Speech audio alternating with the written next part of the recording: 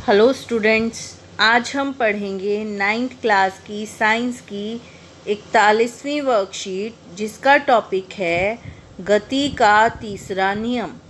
बच्चों, अभी तक हम गति के 2 नियम पढ़ चुके हैं और साथ ही साथ हमने बल के बारे में पढ़ा और संतुलित और असंतुलित बल के बारे में पढ़ा। और हमने ये भी पढ़ा था कि बल हमेशा जोड़े में होता है और विपरीत दिशा में 2 अलग अलग वस्तुओं पर कार्य करता है। ठीक है, अब ऐसा क्यों होता है? देखो, कोई भी वस्तु जब दूसरी वस्तु पर बल लगाएगी तो क्या होगा? पहली वस्तु भी उसके ऊपर बल लगाएगी। इसको इस तरह से समझते हैं, मान लो आपने एक रबर बैंड या किसी और चीज़ को खींचने की कोशिश की है ना, तो क्या होगा? आप दम लगा रहे हो उसके ऊपर और वो क्या है, जैसे ही आपने बल हटाया वो फिर से अपनी पोजीशन में आ जाएगा। अपनी पोजीशन को बदलने का विरोध तो कर ही रहा है, साथ ही साथ आपके ऊपर भी बल लगा रहा है। या इसी तरीके से जब हम किसी चीज़ से टकराते हैं तो हमें चोट लग जाती है। क्यों लगी वो चोट? क्योंकि जिस वस्तु से हम टकराए उस वस्तु ने भी हमारे ऊपर बल लगाया और बल लगाने से क्या हुआ? उस बल लगने से हम चोटिल हो गए, यानी कि हमें चोट लगी। ठीक है बच्चों, अब ये है गति का तीसरा नियम जो ये कहता है कि कोई भी बल जब किसी वस्तु पर लगाया जाएगा तो उसके बराबर और विपरीत बल लगेगा, है ना। क्रिया की प्रतिक्रिया होगी। जैसे फुटबॉल को किक मारी तो क्या हुआ? हमारे पैर पर भी बल लगाएगी फुटबॉल और क्या होगा? हमें पैर में चोट या दर्द महसूस होगा। आओ आगे देखते हैं। गति का तीसरा नियम कहता है प्रत्येक क्रिया के समान एवं विपरीत प्रतिक्रिया होती है और यह 2 विभिन्न वस्तुओं पर कार्य करती है। इसको हम एक क्रियाकलाप से समझ सकते हैं। हम 2 स्प्रिंग तुला लेते हैं और एक दूसरे के अपोजिट उसको विपरीत उसको फंसा लेते हैं और एक साइड हम उसको किसी दीवार पर लगाएंगे और एक साइड से उसे हम खींचने की कोशिश करेंगे।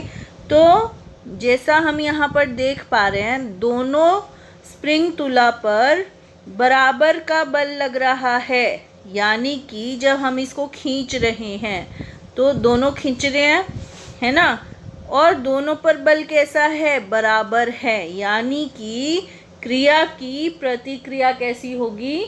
बराबर और विपरीत दिशा में होगी। आओ अब कुछ उदाहरण देखते हैं। जैसे खेल में टकराने पर चोटिल हो जाना, पथ पर चल पाना। पथ पर या रास्ते पर कैसे चल पाएंगे?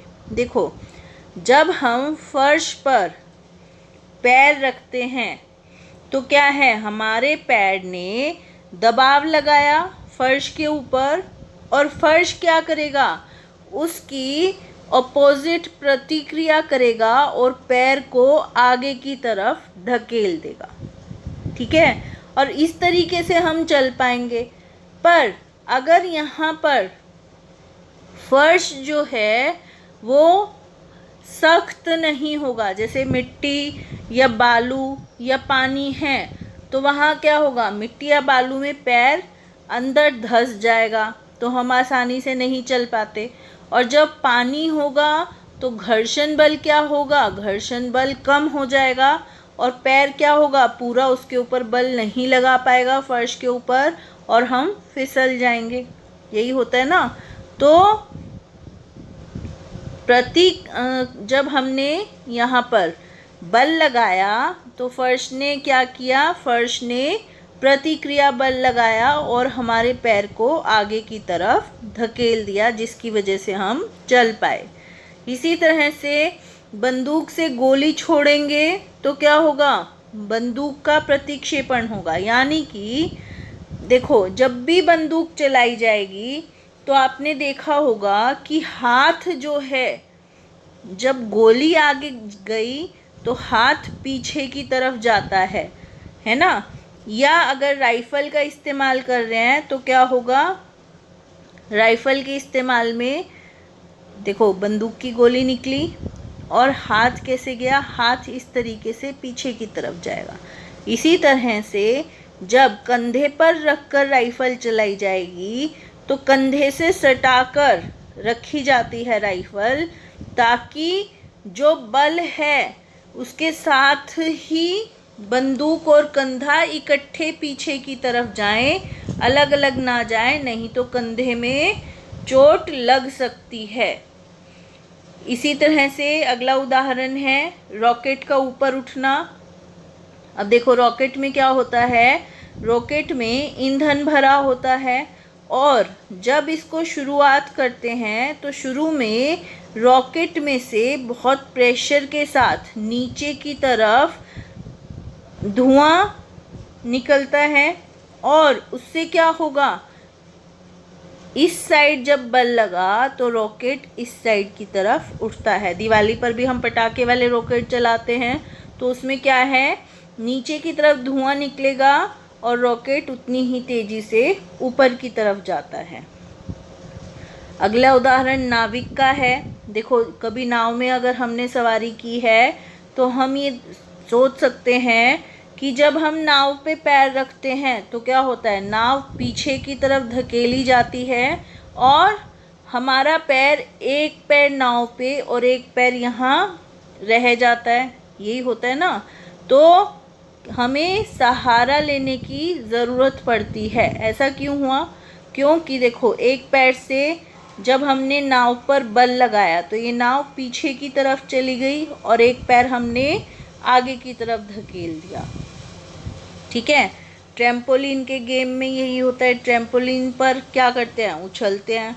तो हम जब उछल रहे हैं तो हम कहाँ बल लगा रहे हैं, नीचे की तरफ बल लगा रहे हैं। और जो ये ट्रैम्पोलिन की सतह है ये कहाँ बल लगाएगी, ये इसके विपरीत बल लगाएगी और हमें क्या करेगी, हमें ऊपर की तरफ धकेल देगी। इसी तरह से गेंद को दीवार पर जब मारते हैं तो क्या होता है, हमारी तरफ वापस आती है। तो बच्चों ये थे कुछ उदाहरण गति के तीसरे नियम के। अब कुछ प्रश्न देखते हैं। सबसे पहला प्रश्न है गति का तीसरा नियम लिखिए। तो हम गति का तीसरा नियम लिख सकते हैं, प्रत्येक क्रिया के समान एवं विपरीत प्रतिक्रिया होती है।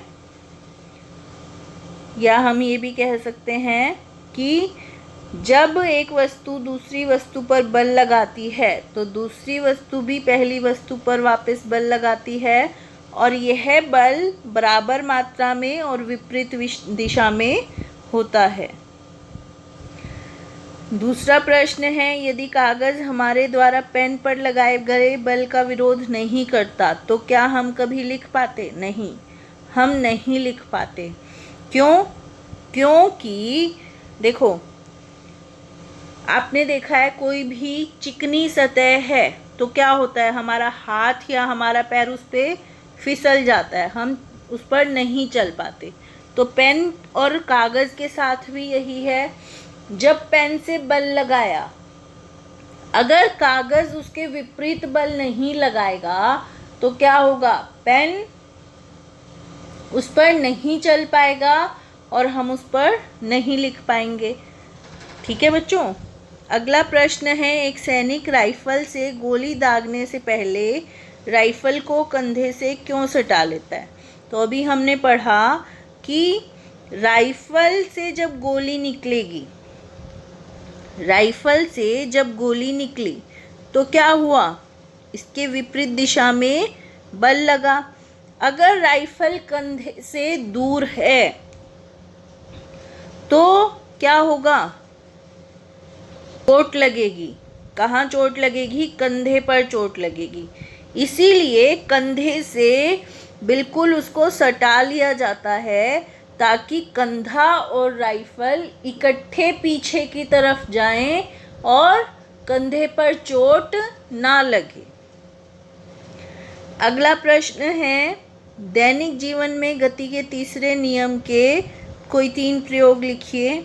तो हम यहाँ से देख सकते हैं, रॉकेट का ऊपर उठना, नाविक के आगे की ओर कूदने की स्थिति में नाव का पीछे की तरफ जाना, गेंद को मारने पर परावर्तित होना, ट्रैम्पोलिन के खेल में कूदने पर वापस उछलना, ये सब उदाहरण लिख सकते हैं। अगला प्रश्न है, गति के तीसरे नियम की मदद से हमारे चलने की प्रक्रिया को समझाइए। देखो, अभी हमने यहाँ पर पढ़ा था, क्या होगा कि पैर फर्श पर बल लगाएगा, है ना, और फर्श क्या करेगा, उसके विपरीत दिशा में आगे की तरफ बल लगाएगा, तो हमारा पैर आगे जा पाएगा और हम चल पाएंगे। ठीक है, तो ये थी बच्चों आज की हमारी वर्कशीट। आई होप आपको समझ आई होगी और अब आप इसको आसानी से कर पाओगे। Thank you.